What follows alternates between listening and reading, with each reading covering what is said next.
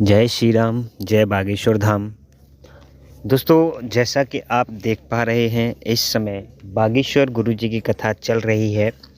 बागेश्वर गुरुजी मंच पर विराजमान हैं। थोड़ा गौर से आप देखेंगे तो वो आपको दिखाई भी देंगे, क्योंकि खुला पंडाल है, रात का समय है, भीड़ तो बहुत कम है। जैसा कि हम आपको अपनी वीडियोज़ में बता भी चुके हैं कि यहाँ भीड़ बहुत कम आई है, जो कि अंबाजी गुजरात में कथा हो रही है बागेश्वर सरकार की, जो कि आप अपनी आँखों से देख भी रहे होंगे।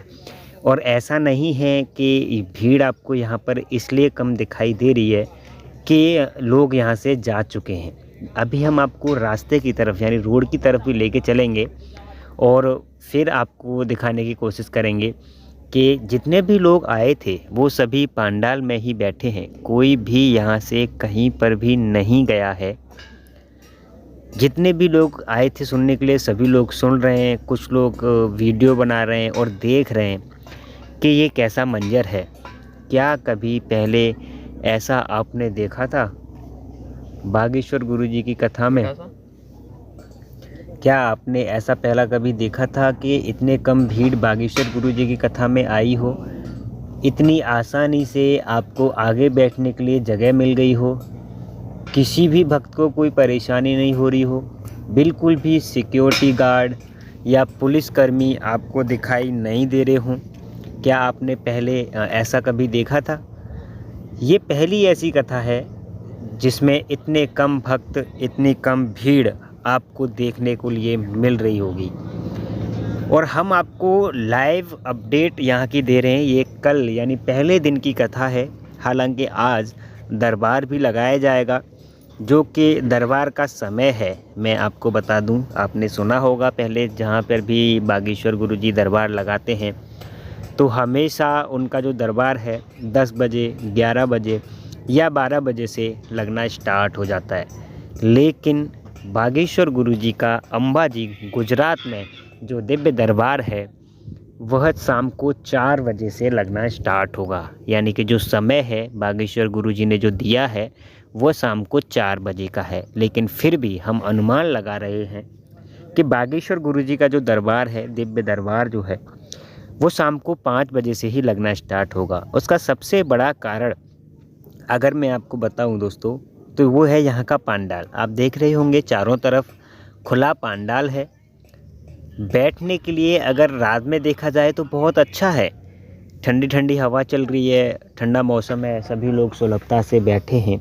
लेकिन अगर बात वहीं दिन की जाए तो जो मैंने आपको दिखाया था वीडियो में अपनी पहले, कि दिन में बहुत तेज़ धूप रहती है। पहाड़ी एरिया है, रात के समय ठंड हो जाती है, दिन में गर्मी हो जाती है। तो यहाँ पे दिन में बहुत तेज़ धूप निकलती है तो संभव नहीं है। और जो बागेश्वर गुरुजी का मंच है वो भी मैं आपको दिखाऊंगा। ये यहाँ पे चेकिंग पॉइंट लगाए गए हैं सिक्योरिटी को देखते हुए, लेकिन इनकी कोई भी ज़रूरत नहीं पड़ी है। ये हम पंडाल से बाहर निकल के जा रहे हैं और आप देख भी रहे होंगे यहाँ से पंडाल का नज़ारा। ये चेकिंग सिस्टम है। गुजरात की कथा में ये हमेशा देखने को मिलेगा आपको। गुजरात, दिल्ली, जहाँ भी कथा होती है बागेश्वर गुरुजी की, या बड़े शहरों की बात करें तो वहाँ पे ये सिक्योरिटी सिस्टम आपको देखने को मिलेगा। लेकिन अब यहाँ से देखेंगे तो ये मंच आपको केवल बागेश्वर गुरुजी के लिए जो बनाया गया है वही दिखेगा, बाकी खुला मैदान है पूरा।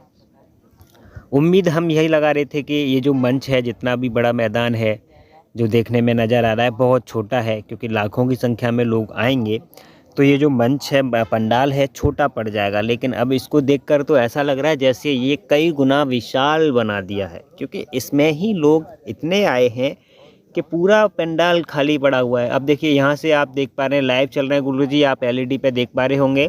लेकिन सिर्फ आगे वाली डी में ही लोग बैठे हैं। अगर अनुमानित मैं आपको बताऊं तो करीब 1000 लोग, अनुमानित बता रहा हूँ, कम भी हो सकते हैं, मैक्सिमम नहीं है 1000 से ज़्यादा। तो ये इतने लोग यहाँ पे आए थे। और कल दिव्य दरबार है, घोषणा भी कर दी है। रात की कंडीशन हम आपको लाइव दिखा ही चुके हैं, क्योंकि रात हम लाइव आए थे तो आपको दिखाया था। जहाँ पे आप देखते थे पहले कि बागेश्वर गुरुजी का जिस दिन दरबार लगना होता है उससे उसी रात को पंडाल में हज़ारों की संख्या में भक्त आ जाते हैं, क्योंकि दिव्य दरबार में शामिल होना होता है उनको। लेकिन यहाँ पर ऐसा नहीं देखने को मिला है। बिल्कुल भी भक्त नहीं थे, जितने भी लोग थे यहाँ पर सभी लोग वही थे जो बागेश्वर गुरुजी के साथ चलते हैं। आप उन्हें धाम के लोग भी कह सकते हैं। कुछ लोग थे जो बागेश्वर गुरुजी की कथाओं में मेला लगाते हैं, या आप कह सकते हैं दुकानें लगाते हैं, जो आपके लिए बागेश्वर बालाजी की, बागेश्वर गुरुजी की मालाएं, फ़ोटो और जो पूजा सामग्री होती है वो बेचने का कार्य करते हैं। ये हम बाहर की तरफ जा रहे हैं। बाहर की तरफ अब मैं आपको नज़ारा दिखाऊं, ऐसा नहीं है दोस्तों कि भीड़ कथा में कम आई है तो उसका प्रभाव पड़ेगा। मैं आपको बता दूं, जब भीड़ नहीं आती है कथाओं में, तो जो हज़ारों किलोमीटर का सफ़र करके लोग बागेश्वर गुरुजी की कथा में कुछ 2 पैसे कमाने के लिए, यानी आप दुकानदार जिन्हें कह सकते हैं, वो आते हैं, वो भी बहुत परेशान हैं। और आगे मैं आपको वही दिखाने वाला हूँ। देखिए, कुछ लोगों ने तो आकर अपनी दुकानें भी नहीं लगाई हैं, आए हैं, सामान रख दिया है, लेकिन उन्हें खोलने की उनमें क्षमता नहीं है, क्योंकि उन्हें पता है कि मेहनत करना बेकार जाएगा। जितनी भी भीड़ आई है उसे देखते हुए सभी लोग निराश हैं। अब देखिए, ये यहाँ पे अपना जो भी है पॉपकॉर्न जिसे आप बोलते हैं वो भूंज रहे हैं। अब तैयारी कर रहे हैं कि कल दरबार है, शायद कल हमारा जो भी है प्रॉफिट अच्छा हो जाए। दुकान आपको ये यहाँ पे ज़रूर लगी हुई दिख रही होगी, लेकिन यहाँ पर भी ये लोग निराश हैं। कोई ग्राहक आपको नज़र नहीं आ रहा है, जबकि कथा चल रही है अभी लाइव।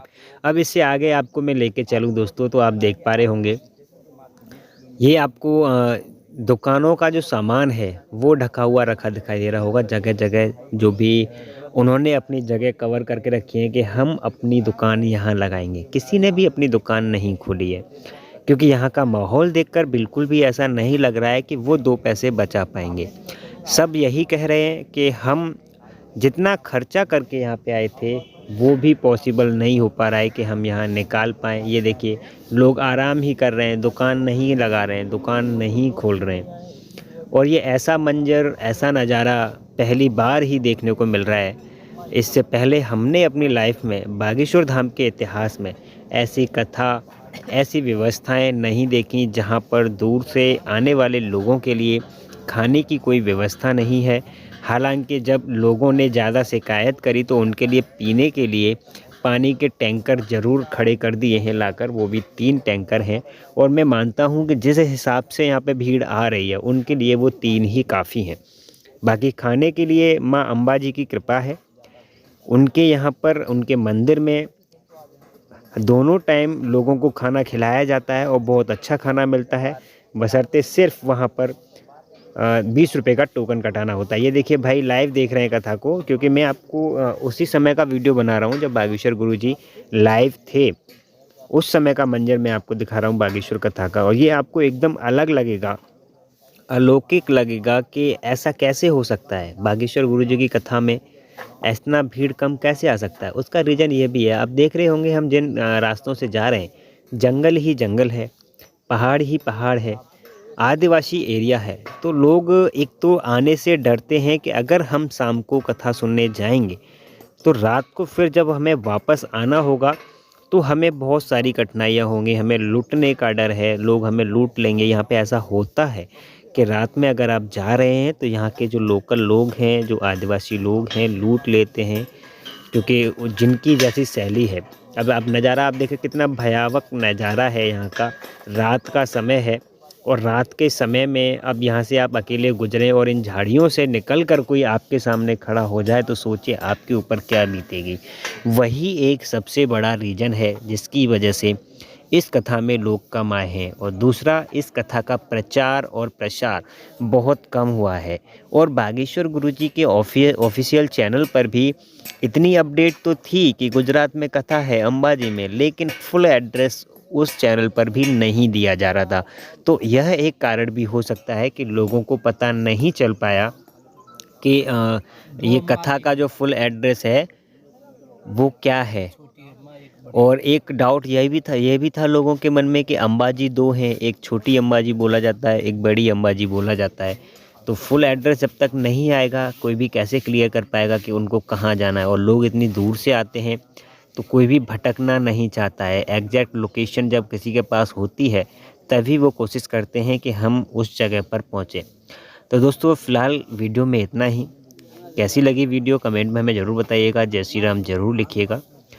और अभी तक आपने हमारे चैनल को सब्सक्राइब नहीं किया है तो कर लीजिए, साथ में बेल आइकन ऑन कर लीजिएगा ताकि आपको समय रहते अपडेट मिल जाया करे। जय श्री राम।